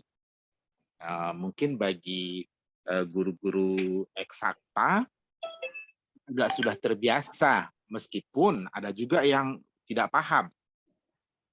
Nah, apalagi pada seperti Ibu yang bilang sebelumnya, pada zaman purbakala lah saya bilang, kita dulu belajarnya paling di komputer itu basic, ya kan, seperti itu. Itu pun ya waktu zaman Microsoft, waktu zaman DOS, disk operating system. Iya, Nah, betul. ya seperti itu ya Bu ya. Ada dulu Iya. sempat saya pelajari DOS, kemudian WS, Lotus. Lotus, baru Iya. ada satu tingkat basic atau apa, saya lupa istilahnya. Iya, basic. Itu yang sulit sekali. Ya kan kalau di kuliah mungkin ada mahasiswa saya baca Turbo Pascal. Wah, saya mendengar Turbo Nah, Pascal, saya betul. pikir entah ilmu fisika karena ada hukum Pascal. Rupanya tidak. Di dalamnya penuh dengan angka-angka dan rumus-rumus. Langsung ke pertanyaan inti. Kebetulan kan saat ini di kurikulum Merdeka ini kan kita salah satu komponen dari P5 proyek Proyek penguat ya. pengembangan proyek profil pelajar Pancasila. Waduh, Iya, betul. apa kali istilahnya. Iya. Salah satu yang harus komponen yang bisa kita pilih, kalau saya tidak salah judulnya itu rekayasa teknologi, bla bla bla. Saya nggak lengkap. Mungkin Om Jai bisa bantu nantinya rekayasa teknologi seperti itu. Kebetulan kemarin kami diskusikan, langsung saya rekayasa teknologi untuk NKRI, ada NKRI-nya. Langsung saya give up kemarin, bendera putih saya naikkan waktu diskusi dengan bagian kurikulum. Kenapa Pak Sapar? Dia bilang seperti itu kan. Saya kalau berhubungan dengan rekayasa ini, kayaknya ilmu-ilmu fisika eksak itu deh, kimia, biologi, saya bilang. Saya nggak bisa merekayasa seperti ini, saya bilang. Apalagi berteknologi, saya bilang, dihubungkan pula lagi dengan NKRI. Lalu saya Google contoh-contoh dari proyek P5 ini, dan memang benar setingkat SMA mereka sudah membuat katakan memang bahasa pemrograman hampir seperti itu. Yang ada AI artificial. Iya, artificial intelligence. Nah, meskipun begitu, sebagai guru, Om Jai juga yakin pastinya kita tidak boleh patah semangat, tidak boleh bendera putih dinaikkan, harus diturunkan kembali. Kembali naikkan bendera merah, artinya tetap kita berusaha mempelajarinya. Nah, sebagai pemula bagi kami guru ini, meskipun kami nantinya akan memberikan proyek P5 ini kepada siswa, namun kalau kita nggak menguasainya, nggak mungkin dong siswanya yang kita suruh cari sendirilah, buat sendirilah produkmu. Nggak mungkin seperti itu bahasanya. Betul. Apa yang kami siapkan, terutama saya di tingkat SMA, ya selain nanti mungkin katakan mempelajari dari buku-buku yang telah Ibu terbitkan, syukur-syukur diberi diskon untuk kami. Pasti Pak, pasti ya kan? Nah, apa langkah-langkah yang bisa kami lakukan sebagai pemula, khususnya guru, agar bisa memberikan motivasi dan ilmunya juga kepada siswa, khusus untuk coding ini. Saya kasih pantun lah yang terakhir ya, boleh? Mantap. Cakep. Mantap. Sebelum cakep saya udah bilang duluan cakep. Oke, iya. Jemur pakaian sampai kering. Cakep. Segera angkat, hujan akan turun lebat. Cakep. Cakep. Jangan takut belajar coding. Cakep. Kurikulum Merdeka, Indonesia hebat. Cakep. Mantap. Cakep. Ya, silahkan Ibu Maria untuk segera dijawab. Ya, terima kasih Bu Rifatun. Terima kasih Pak Syafarudin. Oke, Pak Syafarudin. Kebetulan Pak, saya di tempat saya SMP itu sudah menggunakan kurikulum Merdeka Belajar. Kebetulan juga saya bagiannya itu kena di P5 itu rekayasa. Sama berarti Pak ya. Nah, memang itu perlu Pak, rekayasa untuk penguatan Pancasila, penguatan profil pelajar Pancasila, karena memang di rekayasa itu anak-anak itu belajar kalau yang SMP Pak ya, bagaimana mereka bermedia sosial. Jadi ada step by step-nya tuh, pengenalan dulu, terus sesi pengenalan aja ada berapa kali pertemuan tuh Pak, berapa kali pertemuan. Terus ada ini, terus akhirnya tugas akhirnya itu mereka bisa dalam bentuk PowerPoint ya, bisa juga dalam bentuk produk. Produknya apa? Biasanya sih produk ya bisa bentuknya video podcast ya. Kalau di yang apa profil pelajar Pancasila yang rekayasa itu kami bentuknya ada beberapa bentuk tugas akhirnya ya. Anak diharapkan itu bisa membuat infografis, terus poster atau membuat podcast gitu. Itu dan memang sebetulnya sih seperti yang Bapak bicarakan ya, masing-masing level itu beda. Kalau di SMP itu lebih ke bagaimana mereka bermedia sosial. Tapi kalau memang SMA memang sudah ada codingnya. Nah, codingnya ini kalau buku saya itu nggak cocok Pak. Ya bukan saya nggak mau dibeli loh bukunya loh, karena setingkat SMA itu codingnya itu beda. Mereka sudah codingnya lebih luas lagi gitu loh, lebih tinggi lagi ya. Kalau SMP mungkin masih bisa ya, kelas 7 itu memang kita pakai ya, pakai apa Scratch di modulnya ya, modulnya itu pakai ini Scratch.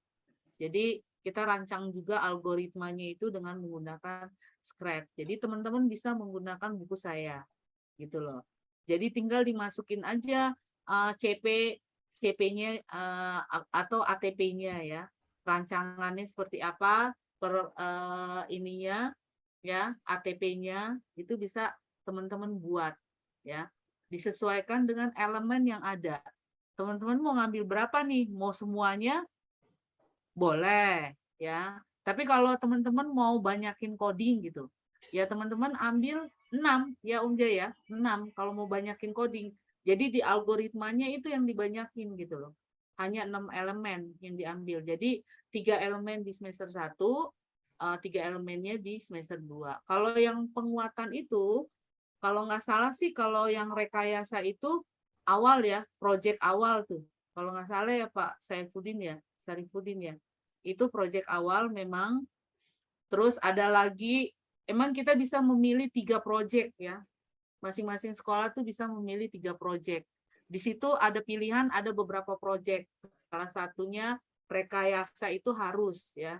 Rekayasa karena berhubungan dengan coding lah, media sosial lah. Karena kan anak itu kan profil pelajar Pancasila ya, penguatan ya, P5. Nah, itu anak-anak harus belajar memang ya, kayak bagaimana dia bermedia sosial dengan baik gitu loh. Itu kan ada ininya, ada apa rubriknya juga di situ ya. Kebetulan memang saya bagian rekayasa, jadi saya yang buat modulnya ya. Sebetulnya contoh modulnya udah ada teman-teman, kita tinggal ambil ya, tinggal kita ganti aja. Jadi pemerintah nggak mempersulit sih sebetulnya. Atau kita mau bikin mirip-mirip kan bisa kita buat, oh udah ada contohnya kan gampang, ya kan?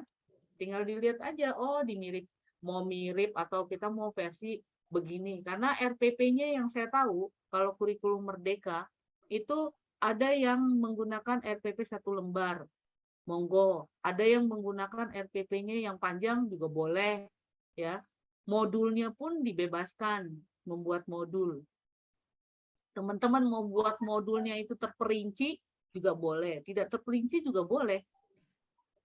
Karena kan kurikulum Merdeka Belajar. Yang penting capaian CP dan ATP-nya itu masuk. Terus elemennya itu yang kita ambil itu jelas gitu loh. Yang kita ajarkan ke anak itu jelas. Nah, kalau untuk SMA ya biasanya sih codingnya beda, Pak. Tapi memang kalau untuk bidang studi yang lain, rekayasa memang agak berat juga ya. Cuman bisa ini Pak, sharing ke teman-teman yang lain gitu, berbagi. Oh, ada kok panduannya Pak, kalau nggak salah ada panduannya untuk SMA. Jadi bisa lihat dari contoh yang ada itu. Jadi Bapak bisa untuk profil penguat pelajar Pancasila itu bisa melihat contoh yang ada. Begitu Pak Syarifudin, apakah terjawab? Ya, mungkin cukup ya, Ibu. Nah, ini ada yang dari menulis di kolom chat dari Ibu Elmi Safridati. Selamat malam Ibu, saya Ibu Elmi dari Riau. Bagus sekali topik yang dibahas pada malam hari ini tentang coding. Nah, sebagai guru dan orang tua, tentu saja kami bingung, Bu. Untuk itu saya mau tanya, bagaimana caranya membuat coding yang praktis? Apa langkah-langkah yang harus dilakukan? Demikian Ibu, mohon arahannya. Terima kasih. Oke, Ibu terima Elmi Riau. kasih. Ya, Ibu Elmi yang ada di Riau. Oke, nah Bu, buku saya itu yang paling sederhana Bu. Memang sengaja saya buat latihannya itu dari dasar gitu. Dari buku 1 itu dasar. Jadi dari animasi bagaimana bergerak gitu ya, membuat dia bergerak, move, terus kalau gerakannya itu umpamanya kalau dengan tombol yang ada di sini bisa nggak gamenya main, atau tombol spasi gamenya berjalan atau animasinya berjalan, atau tombol apa sprite-nya atau karakternya itu diklik dia bisa jalan. Nah itu semua contoh-contoh itu ada di buku saya Bu. Jadi sebetulnya sih simpel banget, itu sederhana, karena saya udah coba ke murid saya sendiri. Jadi yang saya buat itu sebetulnya saya udah ajarin, udah berapa tahun saya ajarkan ke anak-anak murid saya gitu loh. Dan itu mereka bisa gitu, ada latihannya juga ya. Jadi step by step di situ, Ibu bisa pakai itu. Ada tuntunannya kok. Jadi umpamanya pertemuan pertama tuh mereka block coding move dengan apa gitu. Jadi block codingnya yang kalau block coding ini digunakan hasil animasinya seperti apa itu ada step by stepnya. Begitu Bu. Semoga membantu ya Bu. Jadi nggak usah bingung Bu, itu sangat mudah digunakan. Terus ada buku panduan orang tua, nah itu tips triknya Bu. Ya Bu Rifatun, apakah sudah menjawab? Ya, mungkin sudah cukup. Ini kayaknya Ibu Elminya juga tidak bertanya lagi. Nah, ini juga ada dari Ibu Sri Wulandari, Bu. Assalamualaikum. Izin bertanya, Bu narasumber, Bu Maria. Saya tertarik ingin membeli buku buat belajar walaupun sekolah saya masih menerapkan kurikulum 13. Saya guru kelas 4 SD. Kira-kira buku yang cocok saya baca yang mana ya Bu? Mohon masukannya. Monggo Bu Maria. Terima kasih Bu Rifatun. Terima kasih Bu. Siapa Bu Rifatun tadi? Ibu Sri Wulandari. Ibu Sri, ya Ibu Sri Wulandari. Sebetulnya buku yang saya buat itu step by step ya Bu. Jadi buku 1, 2, 3, 4. Buku 1 itu bisa dipakai untuk kelas 3 gitu. Sebetulnya kelas 4 juga bisa Bu. SMP juga kalau dia mau dasarnya, dia dari buku 1 gitu loh. Dari buku 1 itu ada, buku 1 lebih banyak tuh animasi gitu loh. Terus kayak storytelling, gerakan kayak kita percakapan ada animasinya. Nah, itu di buku 1. Tinggal Ibu sesuaikan aja ya. Terus buku 2 itu ada gamenya juga. Semakin ke buku 4 itu gamenya lebih banyak gitu loh. Nah, buku 4 itu lebih terakhir itu gamenya itu sampai game full. Jadi dari skor, level sampai ada apa covernya, terus cara memulai gamenya gimana, kayak di Play Store kan ada covernya, terus klik play baru main game level 1, level satunya nggak ditulis, tapi dengan skornya itu dia berubah jadi level 1, level 2. Nah, itu ada di buku 4. Jadi sebetulnya saya juga bingung nih, kebutuhan Ibu kalau mau dari dasar ya buku 1 dulu, Bu. Bukunya nggak mahal kok. Kalau ada di Shopee sama Blibli. Sama kayak buku yang informatika juga. Buku informatika juga ada codingnya tuh, Bu. Ya. Buku informatika juga ada codingnya. Karena yang computational thinking itu saya ngisi. Jadi saya isi juga latihan-latihan coding di sana. Gitu loh. Begitu, Ibu. Iya, terima kasih. Mungkin ada yang masih ingin bertanya. Ini kayaknya yang masih ada yang belum dijawab. Untuk materi bisakah di-share ini? Materi Untuk bisa. materinya mau bisa diminta di-share di WA grup maksudnya. Oke, nanti saya kasih ke Bu Rifatun aja ya. Oh ya, nanti Nanti, bisa kami iya. sampaikan. Ya, itu juga ada pertanyaan. Bisakah kami menerima materi? Gitu. Bisa. Ya, terima kasih Maksudnya Bu Maria. Bu Bisa Maria juga ya. ada di grup kok. Iya. Ada Kasih di ke Om grup Jai. saya. Oh iya. Ntar saya kasih ke Om Jai atau ke Bu Oke. Rifatun. Ya. Om Jai dan Bu Rifatun lah.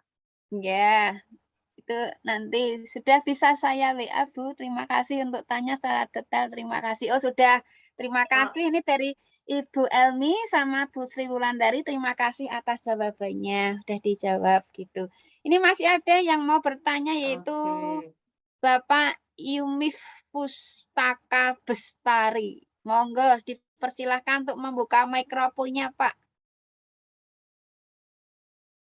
Dari Purbalingga ya.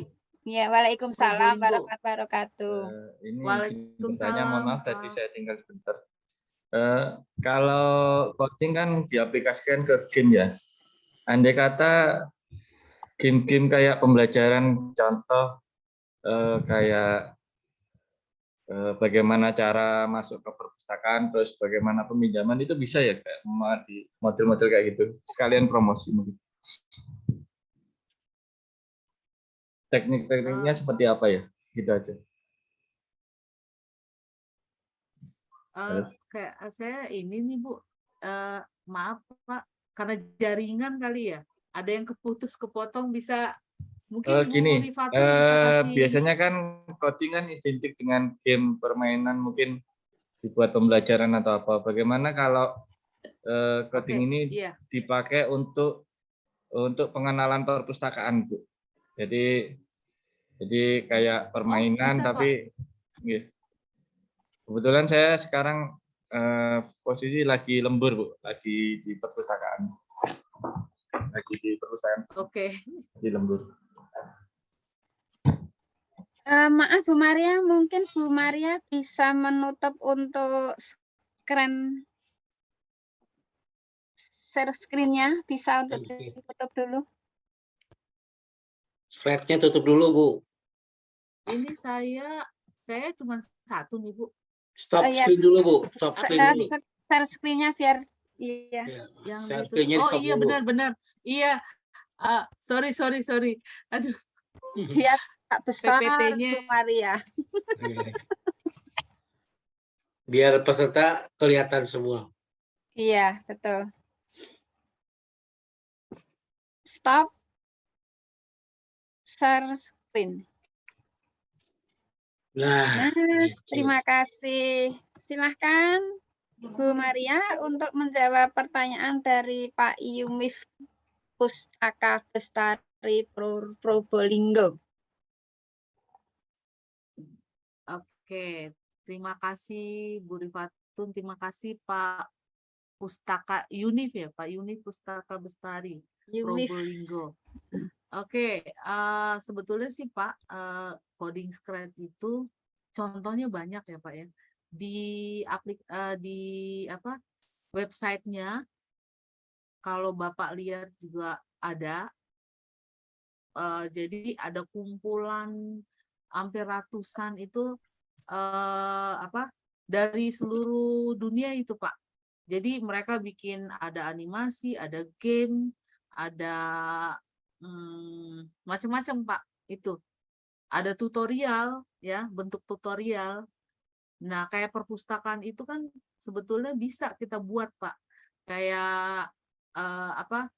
Aplikasi gitu. Kita mau memperkenalkan nih kayak bentuk ada codingnya gitu. Kita bisa kayak waktu itu saya ikut lomba ada teman saya ya ikut lomba INAICTA Indonesia ICT Award itu dia masuk the winner merit. The winner merit itu juara 2 ya.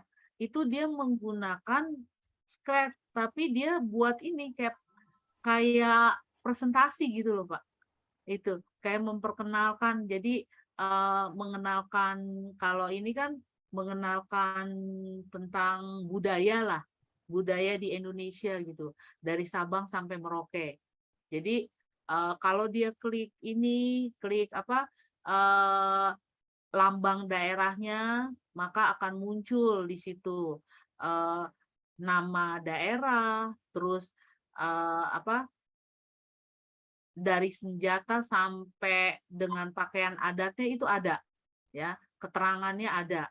Terus kalau mau kembali dia klik ini, nah itu ada codingnya bisa Pak dibuat. Perpustakaan pun sebetulnya bisa. Jadi coding Scratch itu bukan hanya sebetulnya sih kalau teman-teman mau menciptakan dari mapel lain ya, dari mapel mungkin bahasa Indonesia mau menciptakan sesuatu yang unik, pembelajaran yang unik, sebetulnya bisa menggunakan Scratch ya. Nah, bisa dengan HP ya, teman-teman terus mengajak anak-anak umpamanya buat apa gitu.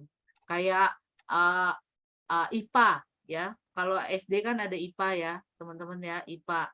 Nah, itu mereka buat yang kayak gunung meletus atau apa atau turbin. Bagaimana air itu dari laut umpamanya. Terus diambil dijadiin tawar gitu loh. Dijadiin tawar prosesnya apa tuh bisa Pak dibuat codingnya gitu. Ya. Jadi sebetulnya Scratch ini untuk semua mapel pun bisa kalau dia kreatif gitu mau menggunakannya. Ya.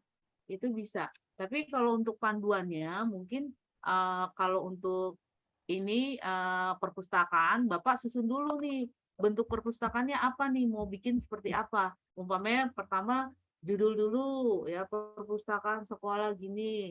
Terus nanti ada ini bukunya. Kita bikin sketch dulu, Pak.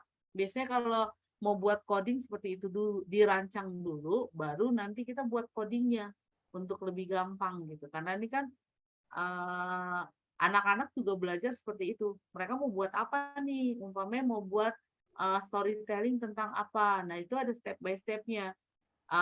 Sprite yang dipergunakan atau karakter yang digunakan apa. Nah, sama juga dengan membuat aplikasi untuk perpustakaan. Jadi, apa dulu nih yang harus disiapkan? Ya, umpamanya judul. Kalau udah judul, lembar keduanya itu apa buku fiksi non fiksi. Nah, nanti non fiksi itu ada apa aja bukunya, daftar bukunya. Nah, pada saat dia klik judul bukunya, maka keluarlah ceritanya. Tuh, terus ada tuh sampai habis tuh. Itu bisa, Pak. Bisa dibuat dengan coding Scratch. Karena Scratch itu gampang kok, Pak. Gampang sekali menggunakan dan tidak takut apa error atau salah. Karena dia beda dengan kalau apa coding ini JavaScript kan tuh udah baku Pak ya. Harus codingnya tuh harus terstruktur ya kan. Terstruktur kalau satu aja salah hurufnya atau kelebihan huruf itu sintak errornya udah semuanya gagal error. Tapi kalau Scratch itu enggak begitu. Kalau umpamanya salah kita masih bisa ganti codingnya kita ganti. Oh kalau pakai coding ini gimana? Kalau ini kita tarik kita ganti lagi coding ini gimana? Jadi makanya untuk anak-anak itu Scratch itu coding yang friendly gitu. Jadi yang menyenangkan. Jadi anak-anak nggak takut salah untuk membuat coding. Kalaupun salah, mereka jadi belajar. Oh ternyata kalau ini tuh nggak bisa. Yang ini nih yang bisa. Begitu, Pak. Apakah menjawab, Pak? Gimana, Pak Ya. Yumi? Cukup jelas, Bu. Ya. Oke. Kebetulan kita kita sudah pakai aplikasi untuk yang di perpustakaan, cuman hanya pengenalan itu aja. Mungkin itu bisa saya terapkan dengan Strat ya, Bu. Strat gimana, Bu? Ya, Scratch bisa, Pak.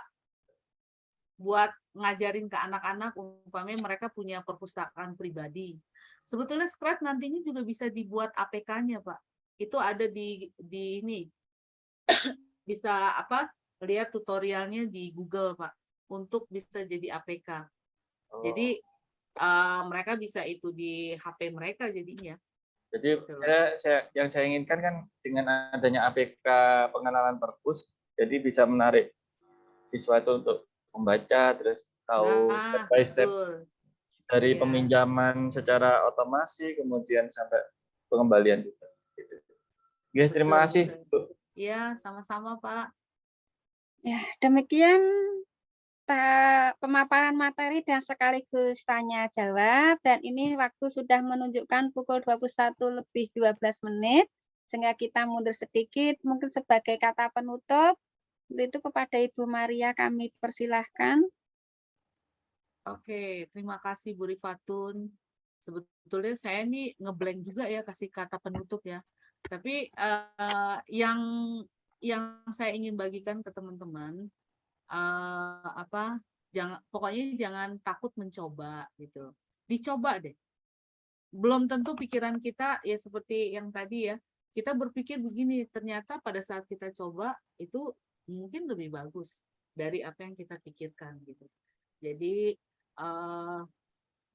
dalam saat ini coding itu memang lagi booming, teman-teman, lagi dipakai. Di daerah-daerah pun banyak yang ingin memakai. Jadi hal yang baru ini semoga teman-teman di daerah mau mengajarkan ke siswa-siswanya untuk mereka senang belajar coding gitu. Itu saja yang saya bisa bagikan, teman-teman. Mungkin kalau ada pertanyaan, saya ada di grup kok.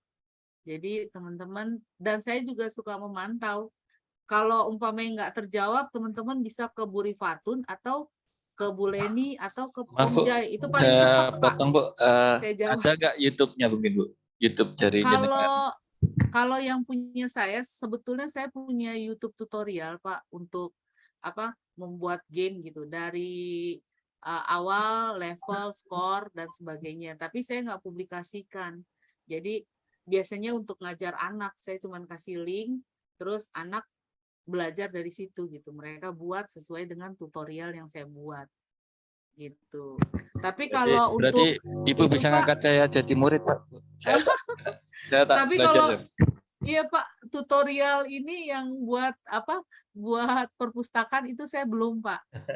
Belum buat gitu loh. Gitu, Pak. Oke, terima kasih, Bu. Sama-sama, Pak. Ya, cukup Bu Maria? Cukup Bu Rifatun, Ya, terima kasih ya Bu. Oh iya, terakhir Bu, terima kasih untuk kesempatannya, untuk Om Jai, Bu Rifatun, tim yang ada di sini, Pak Pak Fajar ya, yang selalu siap sedia, dan teman-teman, Bu Maria, iya, terima kasih. teman-teman guru semua di seluruh Indonesia, terima kasih banyak sudah mau mendengar paparan saya. Oke, itu aja. Semoga bermanfaat ya teman-teman ya. Ya, terima kasih Bu Maria Sumako yang telah memaparkan materi belajar coding untuk guru dan orang tua, dan sedikit kesimpulan yang dapat kami ambil bahwa coding itu adalah aktivitas atau kegiatan menulis kode program pada komputer dengan bahasa pemrograman tertentu agar komputer atau perangkat mobil bisa melakukan apa yang kita inginkan. Dan untuk coding ini akan lebih bagus kita terapkan mulai usia dini karena memiliki manfaat untuk melatih dan mengasah kreativitas anak dalam berpikir dan menjadi bekal anak untuk mengembangkan mindset pemecahan masalah. Demikian Bapak dan Ibu semuanya yang telah dengan setia mendengarkan kami. Saya selaku moderator Mohon maaf apabila ada kesalahan atau kekeliruan dalam memandu kegiatan webinar malam ini. Sekali lagi kami ucapkan terima kasih kepada Ibu narasumber, Ibu Maria Sumakul, Magdalena Sumakul, dan juga tak lupa pada ibu, bapak, ibu semua yang telah mengikuti kegiatan webinar malam ini dari awal hingga akhir. Sekian, dan sebelum ditutup akan kami bacakan pantun. Burung kutilang ditaruh di kandang, terus berkicau sampai pagi hari. Terima kasih sudah mendengarkan dengan tenang. Semoga ilmunya bermanfaat bagi diri. Mentari senja telah tenggelam, hujan turun mulai jatuh.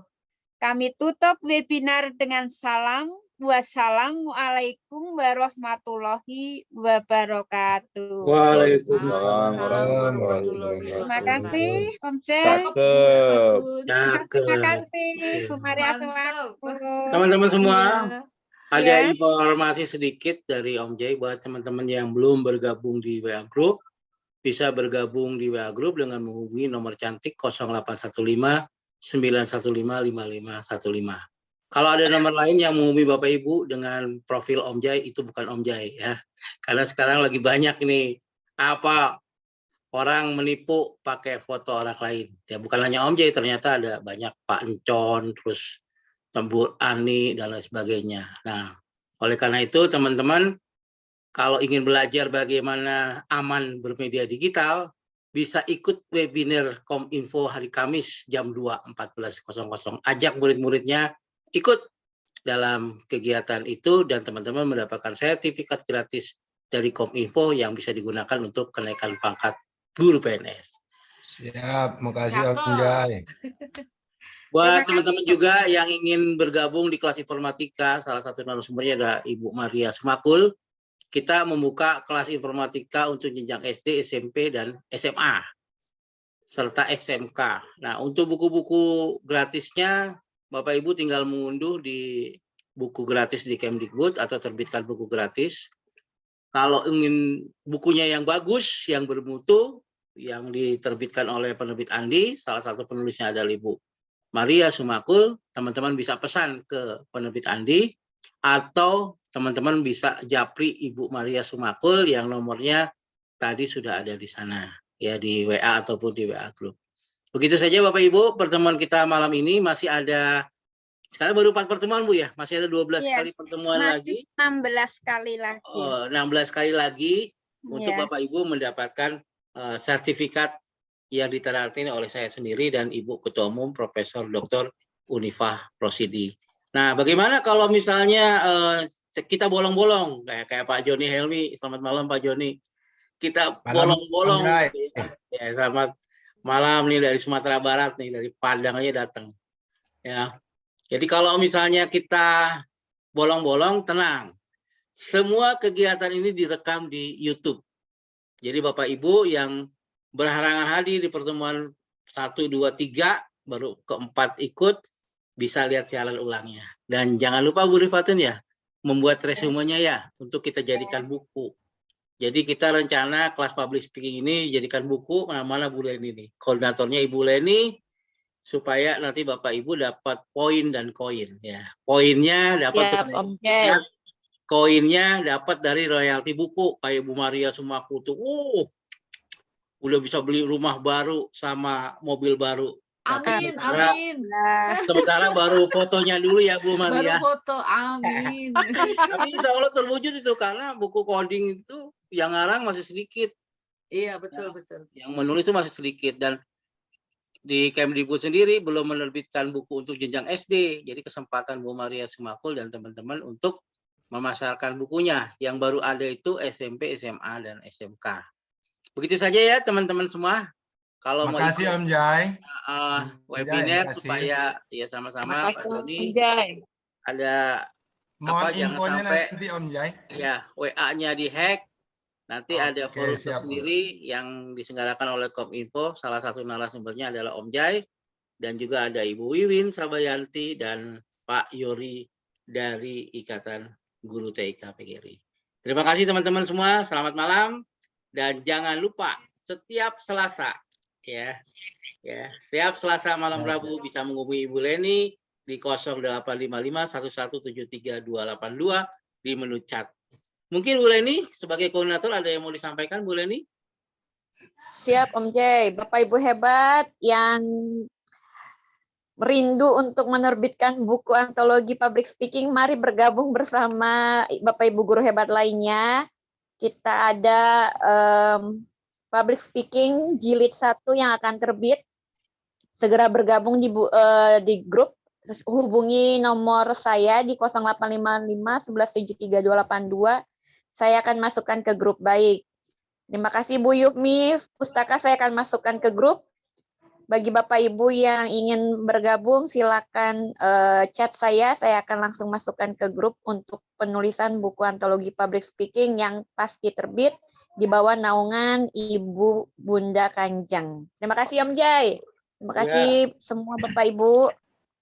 Ya, terima kasih teman-teman, Bu Rifatun, Pak Fajar, Bu Maria Sumakul yang luar biasa. Kegiatan kita Jumat malam Sabtu ada kelas inovasi, Inobel ya. Jadi Bapak Ibu kalau pengen gabung di kelas Inobel, inovasi pembelajaran, nanti bisa hubungi Pak Ajun. Nah, sementara ini ada 2 kelas yang kita masih off, belum kita buka, yaitu kelas bahasa Inggris ya. Kelas bahasa Inggris belum kita buka karena koordinatornya Miss Pia masih sakit.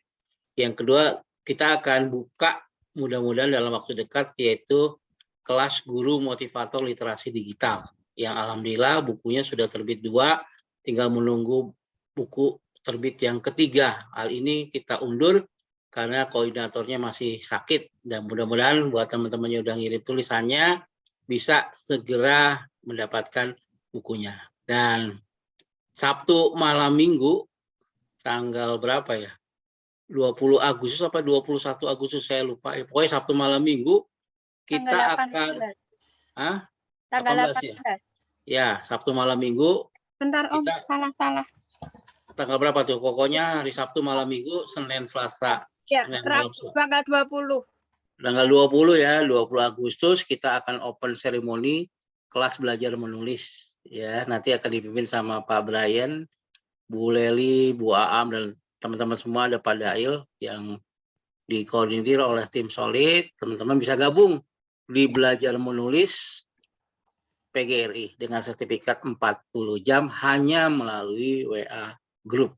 Ya, jadi kalau belajar menulis hanya lewat WA Group, Bapak Ibu bisa membaca WA dan belajar menulis hanya lewat WhatsApp.